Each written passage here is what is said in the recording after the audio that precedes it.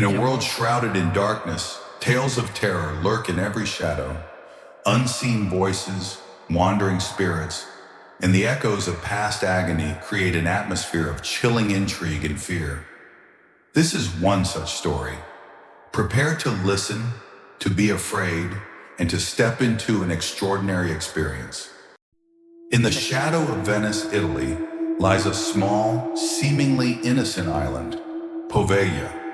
But behind its serene exterior lurks a sinister history, one that has earned it the nickname, the Island of No Return. In 1776, Poveglia was turned into a quarantine zone for those infected by the plague. Thousands of men, women, and children were sent there to die, their bodies burned and buried in mass graves. Locals whispered that the souls of the dead never left, that their suffering left an indelible mark on the island. But it wasn't until the early 20th century that the true horrors began. In 1922, the Italian government turned Poveglia into a mental asylum, claiming it was the perfect place to house society's most troubled souls. But the asylum was anything but a refuge.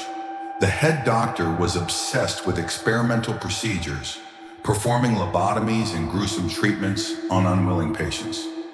Rumors spread of patients screaming in agony, their cries echoing across the island at night. Locals avoided Poveglia at all costs, believing the island was cursed. It was said that the dead were restless, angry, and seeking revenge. The head doctor, consumed by his work, began to spiral into madness.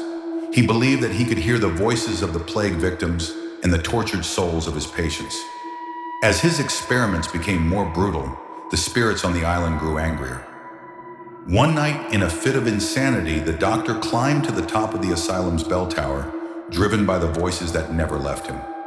Some say he fell, others say he was pushed by the very spirits he tormented. His body was found broken at the base of the tower, but his ghost is said to still haunt the island. After the doctor's death, the asylum quickly shut down, but Poveglia's reputation only grew. Brave souls who ventured to the island claimed they could still hear the doctor's cries coming from the bell tower, along with the screams of the tortured patients.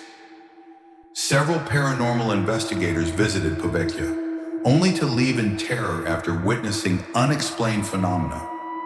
Footsteps in the empty halls, ghostly figures flickering in the darkness, and disembodied voices whispering their names.